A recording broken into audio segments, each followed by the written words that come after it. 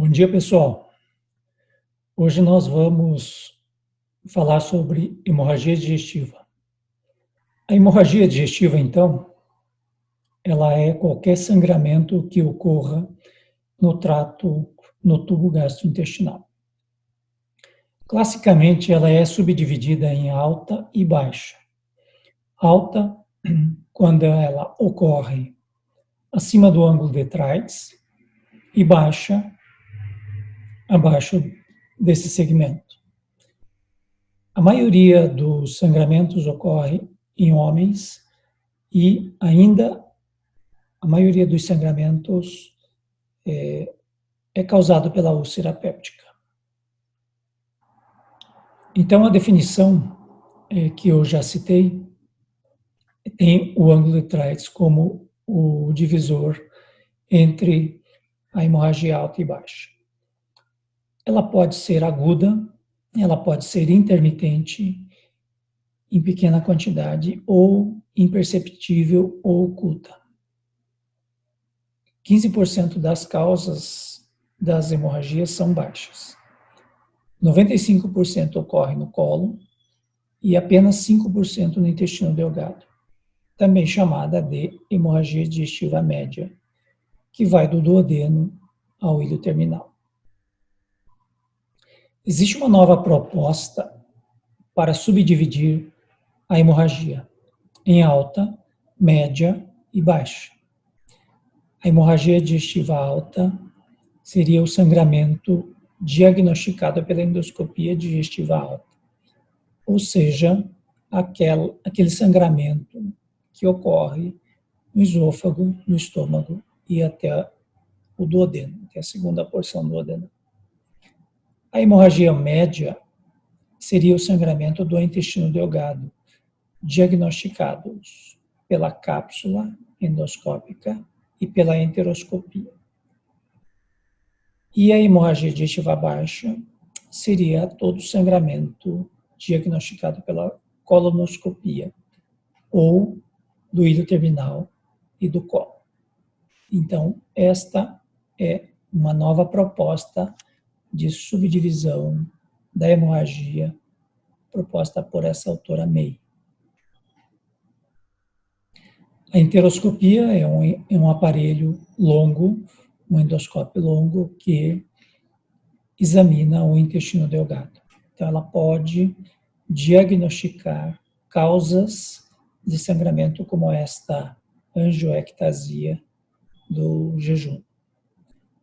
Nós conseguimos progredir através do intestino delgado, utilizando esses balões em que nós tracionamos e telescopamos o intestino delgado e conseguimos progredir 3, 4, eventualmente até 5 metros na luz do intestino delgado. A cápsula é uma câmera em que o paciente deglute e ela vai criando um filme, um vídeo do intestino delgado que é armazenado nesse holter que o paciente utiliza na cintura. Então, é uma outra maneira de pesquisar o sangramento no intestino delgado. Aqui uma úlcera do intestino delgado causada por anti-inflamatórios diagnosticada pela cápsula endoscópica. As manifestações clínicas da hemorragia digestiva alta geralmente são hematêmese, que é um vômito de quantidade razoável de sangue de cor vermelha rutilante ou em borra de café. Também podemos ter melena, que 90% das vezes é uma hemorragia digestiva alta, né? Sangrou do esôfago, do estômago ou do duodeno. Então são fezes pretas, liquidificadas, liquefeitas e extremamente fétidas devido ao sangue digerido ao longo do trato gastrointestinal. Os sinais e sintomas de perda sanguínea podem ser agudas, em que o paciente se apresenta com sinais de choque hipovolêmico, ou crônica, com sintomas de síncope, dispneia, angina e anemia crônica. A hemorragia digestiva baixa tem uma menor tendência ao choque, 20% menos quando comparado com a hemorragia digestiva alta, e menor necessidade de transfusão, 40% menos em comparação à hemorragia digestiva alta. Cessa espontaneamente na maioria dos casos, em 85% das vezes, e hemorragias maciças são mais comuns nos pacientes idosos. Aqui um sangramento ativo no interior desse pseudodivertículo, dessa doença diverticular do colo. Neoplasias são causas incomuns de sangramento maciço. Nós podemos subdividir a hemorragia digestiva baixa por faixa etária. Acima dos 50 anos, em geral, nós temos mais frequentemente a doença diverticular do colo, as angioectasias, o nome correto em português é angioectasia, e nos livros em inglês ainda traz o termo angiodisplasia, e os cânceres. Com menos de 50 anos, a doença inflamatória intestinal e as doenças orificiais, as colites infecciosas, são mais comuns. E na infância, na criança menor que 12 anos, o divertículo de Meckel e os pólipos amartomatosos. Então, aqui a imagem de uma angioectasia, dá essa imagem estrelar aqui, e aqui uma doença inflamatória, uma doença de Crohn, em que nós temos um processo inflamatório bastante intenso aqui no intestino e áreas preservadas. Então, essa é uma característica da doença de Crohn, ter áreas preservadas, áreas sãs, intercaladas com áreas comprometidas, áreas inflamadas. Nós temos que avaliar inicialmente quanto que esse paciente perdeu. Nós temos que graduar esse choque na entrada, então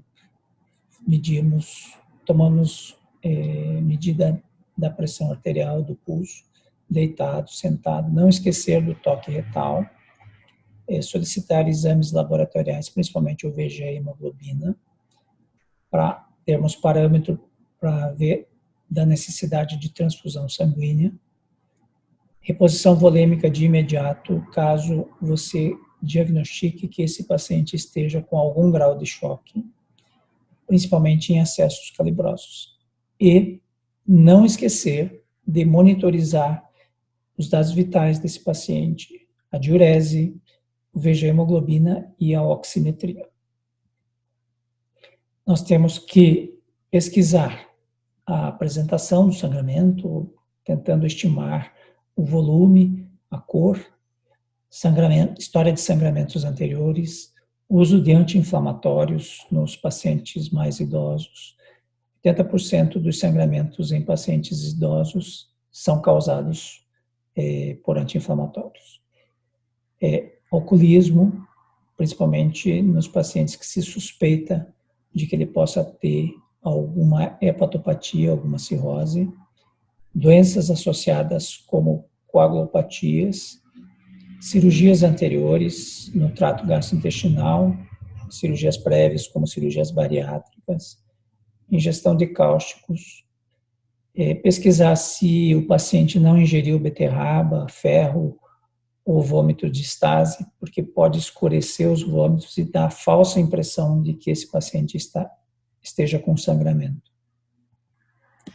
Na hemorragia digestiva baixa, a conduta inicial é inicialmente afastar a HDA. Então, em geral, nós fazemos uma endoscopia depois da estabilização hemodinâmica, uma endoscopia previamente à colonoscopia. Então, nós temos que pesquisar a alteração do hábito intestinal, uso de medicamentos anticoagulantes, anti-inflamatórios, e se esse paciente é portador de hipertensão portal. Pesquisar também estigmas de doenças hemorrágicas, equimoses, telangiectasias, ascite, e necessário também um exame proctológico, um toque retal, para um diagnóstico de uma eventual doença orificial de uma hemorroida, aqui nesse caso. Os sinais de choque são sinais de hipoperfusão, paciente pálido, paciente sudoreico, paciente cianótico, paciente com pulso filiforme. Aqui uma imagem de um sangramento em jato de uma úlcera péptica. Medir a pressão arterial e a frequência cardíaca e ter como parâmetro número 100, né? Uma pressão sistólica abaixo de 100 e um pulso acima de 100 já é caracterizado pelo menos como um choque grau 2. Hipotensão ortostática, então medir essa pressão deitado, sentado, uma diferença de 20 milímetros na pressão sistólica ou uma diferença de 20 a 25 batimentos no pulso, significa já uma perda volêmica de em torno de 1.000 ml. E uma pressão sistólica menor que 100 também tem estimado uma perda volêmica em torno de 1.500 ml, que já é caracterizado como um choque grau 2. Então, nós temos que caracterizar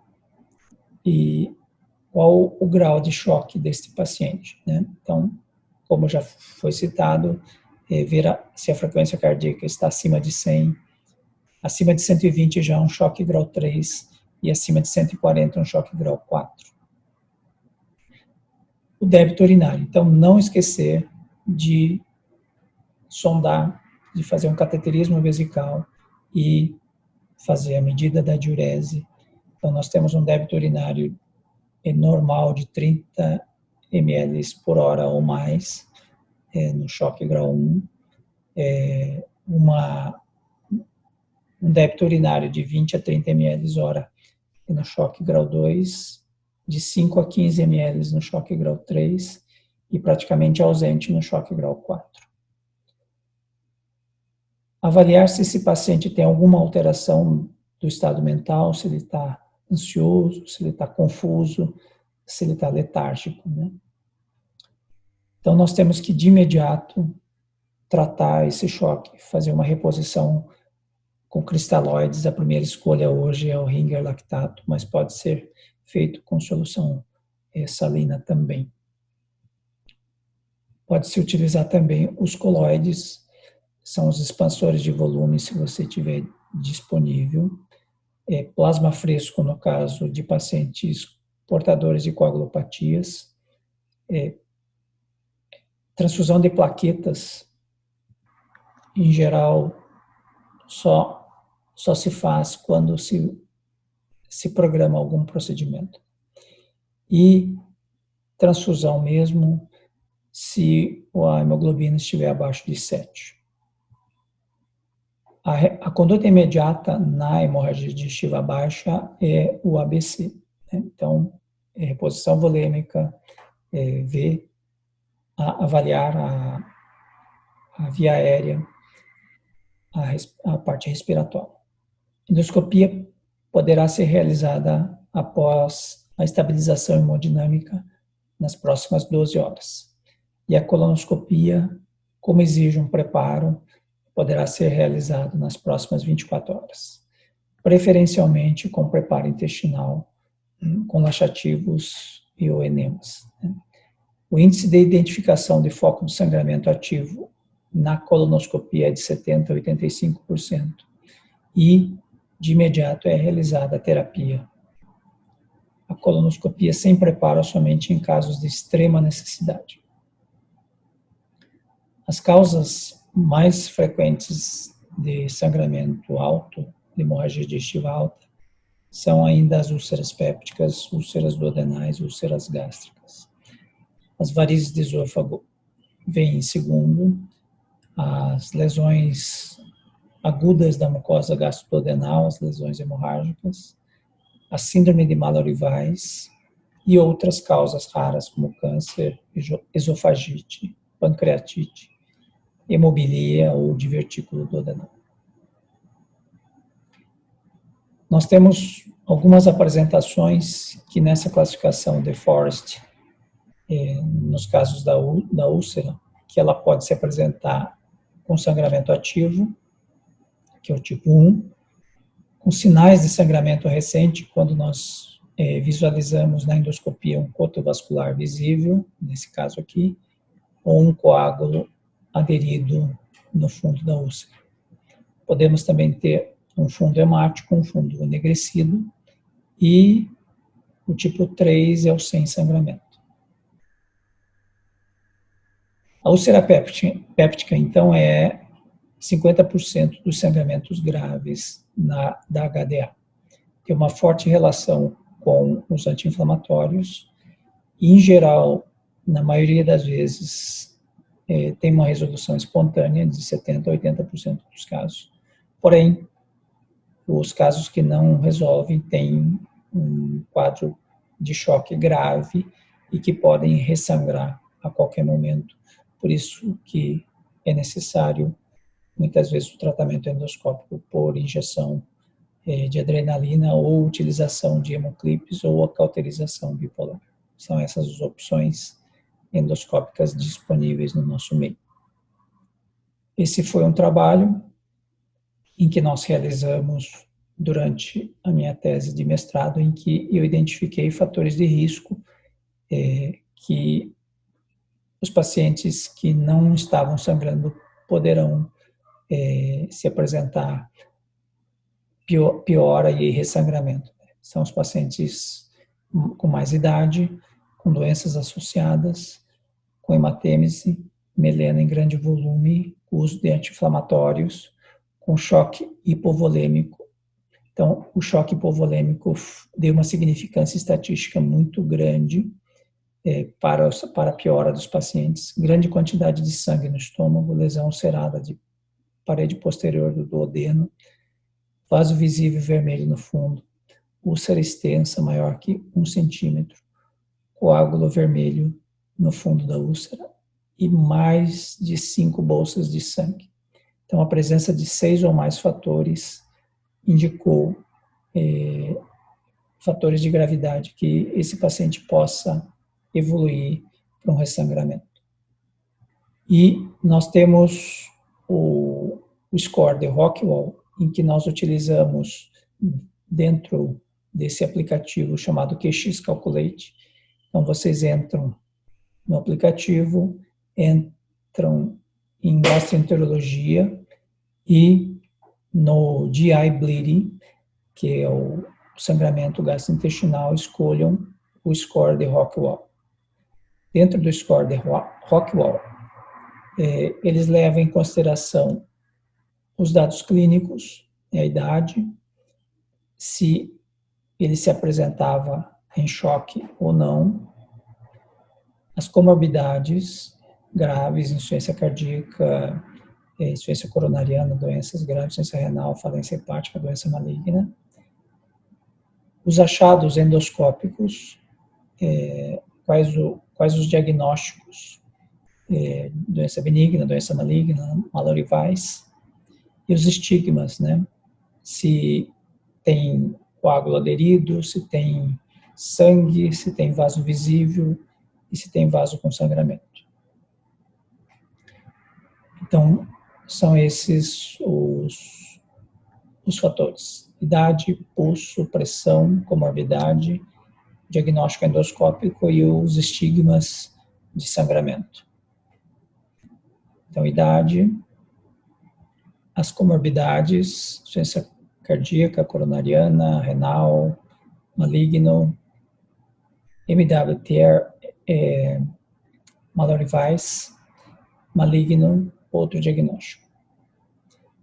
Então, se o score for elevado, ele pode se apresentar assim: pré-endoscopia, um fator preditivo de mortalidade de 50%, após a terapia endoscópica, uma redução para 27%, por exemplo, no Rockwell 7. Então, ele tem um alto risco de mortalidade, se não se não for submetida a uma terapia endoscópica. E aqui, com a terapia endoscópica, há uma redução pela metade do fator preditivo de mortalidade. Então, é um fator que nos direciona se devemos ou não realizar a terapia endoscópica. E, nesse fator de risco, o choque foi realmente um fator preponderante. Então, o paciente que deu entrada em choque, ele tem um fator de gravidade bem aumentado. A erosão gastrodenal, a hemorragia aguda difusa da mucosa gastroduodenal, é uma hemorragia causada por um estresse fisiológico, por anti-inflamatórios, difícil tratamento endoscópico. Geralmente é tratado com antissecretor, com IBP, pantoprazol, esomeprazol injetável. Eventualmente podemos utilizar vasoconstritores esplâncnicos como octreotídeo ou terlipressina. As varizes de esôfago é a terceira causa importante de sangramento. Então, a hipertensão portal causa uma comunicação, um shunt porto sistêmico submucoso no esôfago. Então, há uma comunicação do sistema porta com o sistema ásicos do esôfago e, neste caso, causado por hepatite, por esteatohepatite, pela obesidade, pelo alcoolismo e, aqui no Brasil, pela esquistossomose. Aqui nós temos um caso de varizes em que se apresentou com sangramento ativo, em que ele pode ser tratado por meio da ligadura elástica, ou, preferencialmente, ou por esclerose dessas varizes, que é a segunda opção, caso a ligadura elástica não seja eficaz. A lesão de Mallory-Weiss, que é uma laceração da transição esôfago-gástrica, ou do fundo, ou da cárdia, após vômitos excessivos. Então, tem uma resolução espontânea na maioria das vezes. Geralmente está relacionada à ingesta de álcool, 70% das vezes são homens, e, eventualmente, é necessário uma intervenção endoscópica, uma terapia endoscópica, principalmente se esse paciente deu entrada no hospital com choque hipovolêmico. As neoplasias raramente provocam sangramento grave, né? Geralmente a necrose é a ulceração da mucosa, então é somente 1 a 3% dos casos de HDA e pode ser tratado por laser ou por plasma de argônio, mas, no geral, deve-se tratar a neoplasia. As angioectasias também não são causas muito comuns, raramente são causas de HDA, e o tratamento da eleição é a coagulação ou a fulguração com plasma de argônio com bons resultados. Pacientes idosos com anemia crônica, então nesses casos aqui de GAV, né, de comunicação arteriovenosa ectásica aqui no antro gástrico. Aqui é um tratamento por meio da cauterização por plasma de argônio. E causas mais raras, uma fístula aortoentérica, geralmente pós uma prótese de aneurisma de aorta abdominal. Então, tem um índice de mortalidade elevado. Nós publicamos um caso em que foi operado, foi retirada a prótese e o paciente evoluiu bem.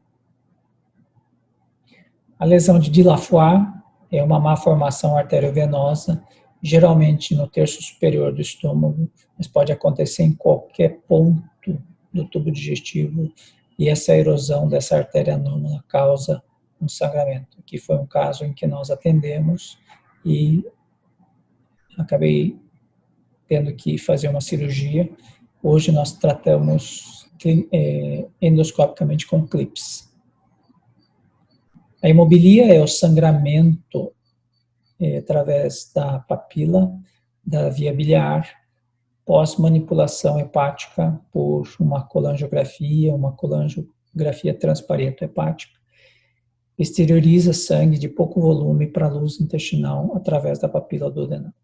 É uma causa rara.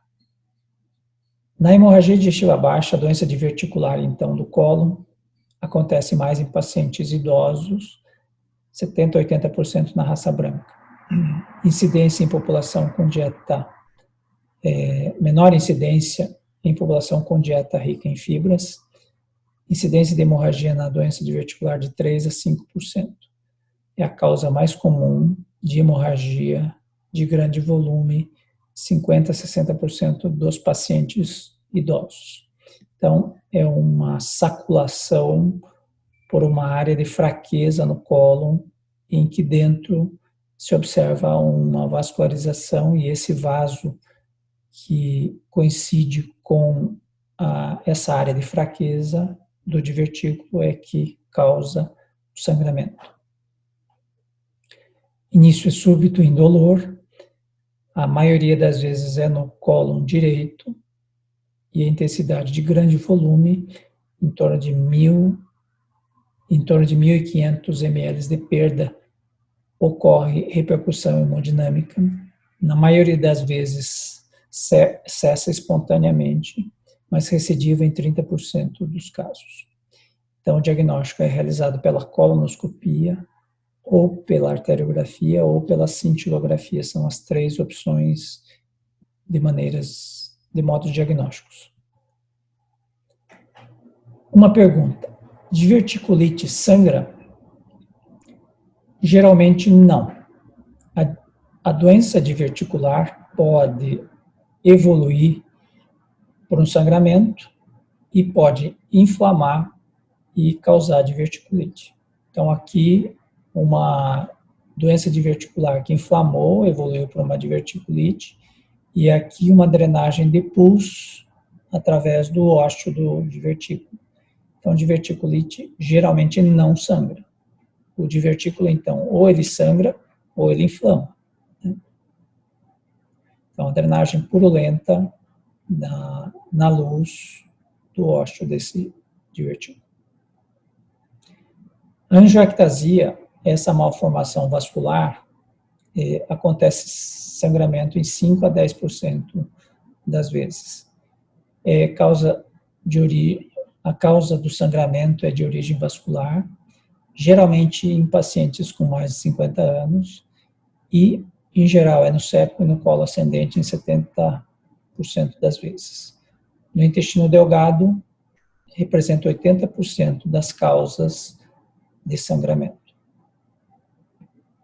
Outras causas vasculares, as flebectasias, os hemangiomas, as varizes de reto, são causas menos frequentes e são mais frequentes nos pacientes cirróticos, que podem causar uma hemorragia maciça. A doença de Crohn ou as doenças inflamatórias intestinais são causas de sangramento em pacientes abaixo dos 50 anos, né? Mas, em geral, é um sangramento de pequena monta ou, às vezes, imperceptível, né? Hemorragias maciças são infrequentes. Então, aqui, o caso de uma doença de Crohn, em que nós vemos áreas preservadas e áreas inflamadas. Outra doença inflamatória é a retocolites. Veja que o aspecto da retocolite é uma inflamação mais difusa. O sangramento também faz parte do quadro diarreico crônico e também hemorragias maciças são infrequentes. A colite ou proctite actínica causada pela radioterapia, então tem uma história prévia sempre de radioterapia, e os locais mais acometidos são o reto e o sigmoide distal. Então, ocorre um sangramento vivo em pequena quantidade durante as evacuações e poucas vezes é agudo e maciço. O tratamento é muito eficiente com a fulguração, com a cauterização com o plasma de argônio, né, que realiza com o gás argônio, sem o contato do probe, para que ele não faça uma aderência na mucosa. A neoplasia colônica do colo esquerdo também é causa incomum de sangramento. Geralmente o sangramento é discreto e vivo as evacuações, raramente hemorragias maciças. Então, no colo esquerdo estão associados a sintomas obstrutivos ou afilamento das fezes ou obstipação, né, em função da consistência mais endurecida das fezes. No cólon direito, sangramento do câncer geralmente é imperceptível, geralmente é detectado pela pesquisa de sangue oculto nas fezes, é causa de anemia crônica nos idosos e raramente causa hemorragia maciça. Sintomas obstrutivos raros. Por quê? Como eu falei anteriormente, em função da consistência das fezes. Como no cólon direito as fezes são mais liquefeitas, então raramente, mesmo que haja uma obstrução quase que total da luz, os sintomas obstrutivos são infrequentes. Então isso acontece mais nas neoplasias do cólon esquerdo. As doenças orificiais também são incomum causas de hemorragia, geralmente causam sangramento discreto de vermelho vivo rutilante às evacuações, associada à dor e ao prolapso hemorroidário. Então aqui é uma hemorroide interna, visualizado pela colonoscopia, então são vários mamilos hemorroidários aqui. Geralmente autolimitado e muito raramente causa hemorragia maciça. Aqui uma fissura anal. Os pólipos colônicos são, em geral, assintomáticos. Sangramentos visíveis são mais frequentes quando localizado no reto, no caso do pólipo juvenil ou no sigmoide. E uma causa frequente de sangramento é a hemorragia pós-polipectomia. Então, que pode causar uma hemorragia profusa, podem ocorrer até 7 dias após e necessitar de tratamento endoscópico, ou clipagem, ou endoloop. Nesse caso aqui está sendo utilizado um endoloop, que é um laço em que nós, profilaticamente, antes da retirada do pólipo, nós laçamos e realizamos a hemostasia para evitar um sangramento futuro. Ou infiltração da submucosa com algum agente vasoconstritor ou esclerosante. A colite isquêmica pode ser uma causa de sangramento, mas em geral são sangramentos imperceptíveis ou em pequena quantidade, associada a dores abdominais importantes. Raramente causa de hemorragia maciça. Então, tem a condição vascular associada, então tem uma doença vascular, são cardiopatas, história recente de hipotensão ou choque, algum distúrbio de coagulação e, eventualmente, até em maratonistas que fazem um sequestro sanguíneo para outras regiões e acabam isquemiando o colo. Aqui a imagem de uma isquemia discreta, de uma isquemia moderada e de uma isquemia grave com ulcerações aqui no colo. Aqui um caso pouco frequente, que é o sangramento de um divertículo de Meckel. Então aqui nós realizamos uma enteroscopia por via retrógrada e chegamos aqui no divertículo, né? Nós vemos aqui a luz do divertículo de Meckel, a mais ou menos 1 metro da válvula iliocecal, e a luz do ilho, né? Nós observamos aqui uma cicatriz de uma úlcera aqui, porque o divertículo tem no seu interior tecido gástrico secretor que pode secretar ácido e formar úlceras e sangrar. Então isso é mais comum no sangramento da infância, mas nesta paciente era uma jovem, uma moça de 35 anos, que nos procurou por vários sangramentos e vários internamentos com transfusões desde a infância. Aqui nós tatuamos e encaminhamos esse paciente para a ressecção desse segmento, desse divertículo. Fizemos uma tatuagem para que o cirurgião pudesse localizar com mais facilidade o divertículo. Tatuamos com tinta nanquim mesmo. Então, no diagnóstico, nós podemos utilizar a sonda nasogástrica para monitorizar esse sangramento, auxiliar o endoscopista na aspiração do conteúdo gástrico para que ele possa examinar melhor. Muitas vezes um coágulo grande, o endoscopista tem dificuldade de aspirar e muitas vezes nós passamos uma sonda para aspirar esses coágulos aí, que também não é muito fácil. E a endoscopia, então, é o grande padrão para o diagnóstico e terapêutica da hemorragia digestiva alta, né? Então, ele identifica estigmas, né, vasos visíveis aqui, em que nós, em geral, realizamos a terapia na borda da úlcera. No caso das úlceras aqui, nós podemos coagular, nós podemos injetar, e reduz realmente o índice de complicação e a mortalidade, né? A injeção nós realizamos ao redor do vaso visível aqui.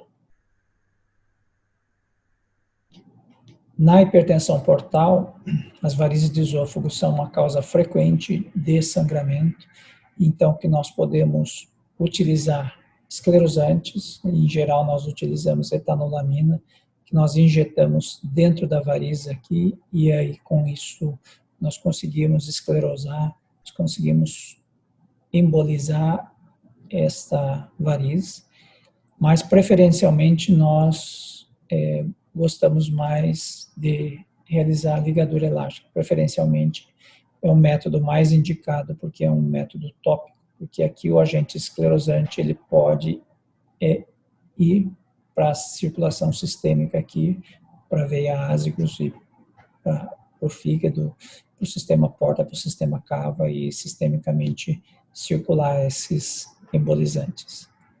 O cianoacrilato é uma opção para o tratamento das varizes de fundo gástrico.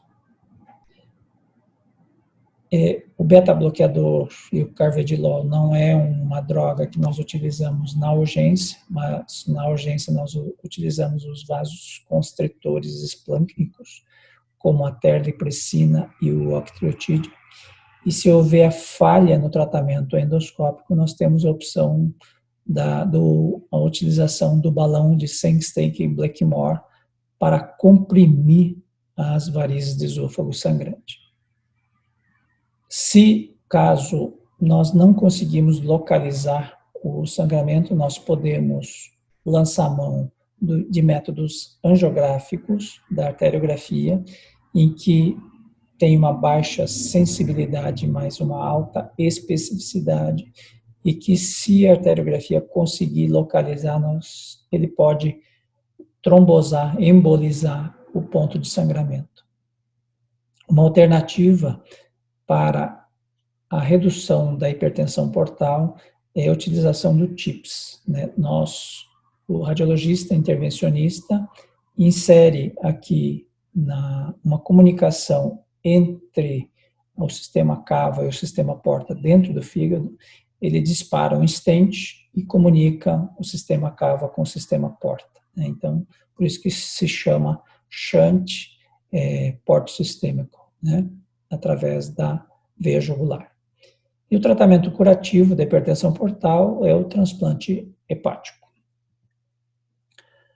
As derivações, então, a derivação mais utilizada é o TIPS, né? As derivações cirúrgicas utilizadas no passado, portocavo, mesentérico cavo, esplenorenal, estão em desuso, hoje não são mais realizados. De métodos térmicos, nós temos a eletrocoagulação monopolar, bipolar, o laser, em geral, é oneroso e não é prático.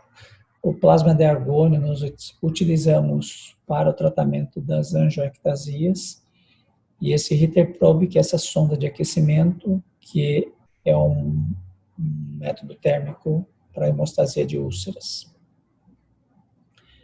De métodos não térmicos, nós temos os clipes hemostáticos, nós utilizamos muito, e As colas biológicas, o cianoacrilato é uma cola sintética, em que nós utilizamos para embolizar as varizes de fundo gástrico. Mas, preferencialmente, nas varizes de esôfago, indica-se a ligadura elástica.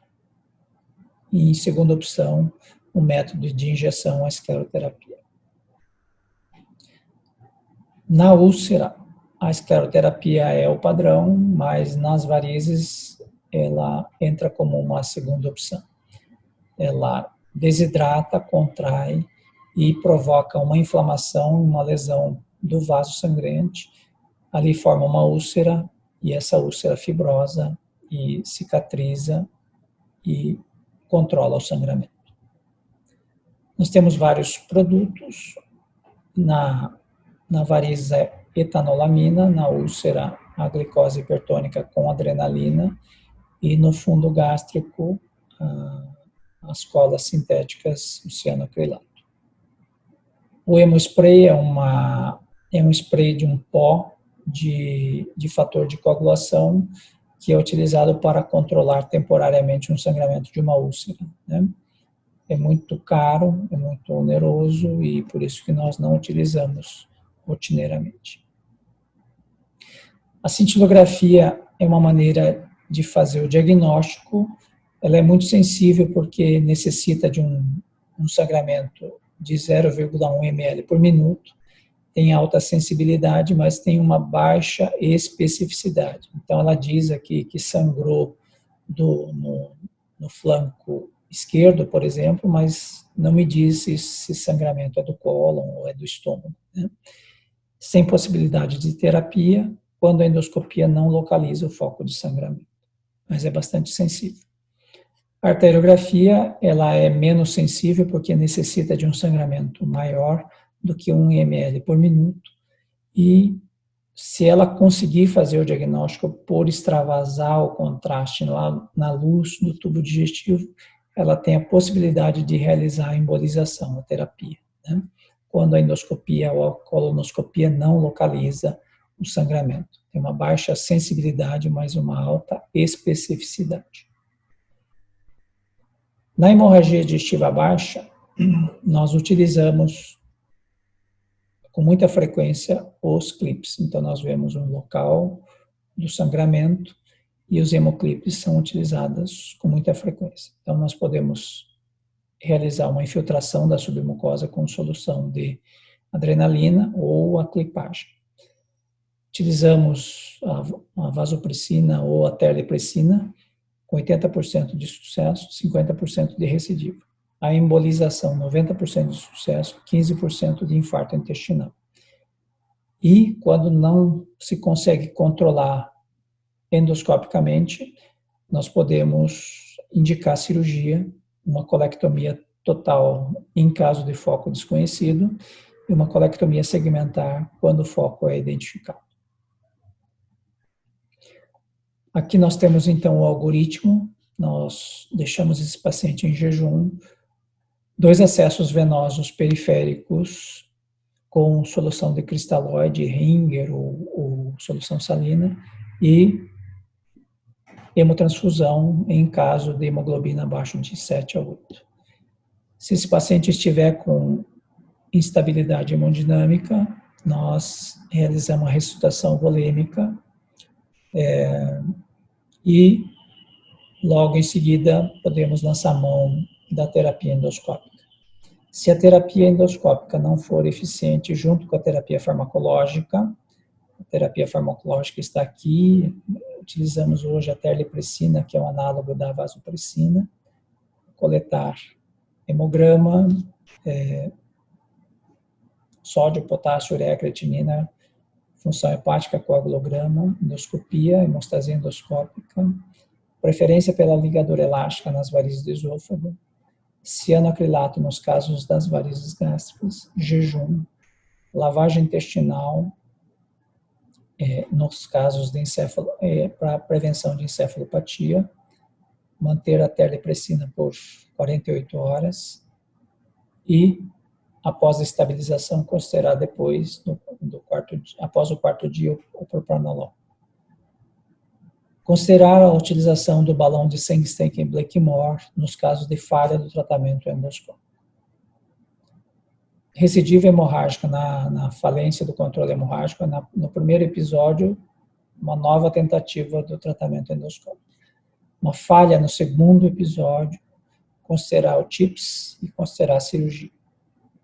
Esse é um algoritmo da HDA por úlcera. Então, avaliação clínica de urgência, reposição volêmica, depois da estabilização hemodinâmica, endoscopia.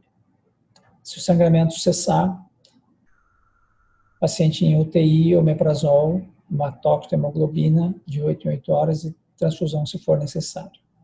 Tiver estável, 24, 48 horas, vai para o quarto, com dieta. Se ficar estável, alta. Se ressangrar, nova endoscopia terapêutica. Se ele tiver um sangramento persistente, pode-se lançar a mão da arteriografia como um agente auxiliar para tentativa de hemostasia por embolização. Se o sangramento se tornar persistente, considerar a possibilidade de um tratamento cirúrgico. Nos casos de sangramento baixo, se for melena, então endoscopia ou enteroscopia. Se for positivo, tratar. Se for negativo, tentar a cápsula endoscópica. Se for positivo, tratar. Se for negativo, cintilografia para tentar descobrir de onde que está sangrando. Se for positivo, pode-se tentar tratamento por arteriografia. Se for positivo, tratamento. Se for negativo, laparotomia e enteroscopia intraoperatória. Se o paciente der entrada com hematoquesia, colonoscopia de urgência. Se for positivo, tratar. Se for negativo, aí volta para cá. Endoscopia, enteroscopia e faz o primeiro caminho. Considerações finais, então. A HDA se manifesta por hematêmese, melena e sinais de perda sanguínea aguda ou crônica. Enterorragia e hematoquesia são sintomas da hemorragia digestiva baixa. Sua principal complicação é o choque hipovolêmico, que deverá ser diagnosticado e tratado de imediato. Endoscopia e colonoscopia devem ser realizados após a estabilização hemodinâmica. A causa mais frequente de HDA é a úlcera péptica, mas as varizes de esôfago causam hemorragias maciças. As causas mais comuns de hemorragia baixa são a doença diverticular e as angioectasias, mas não descartar a possibilidade de câncer de colo.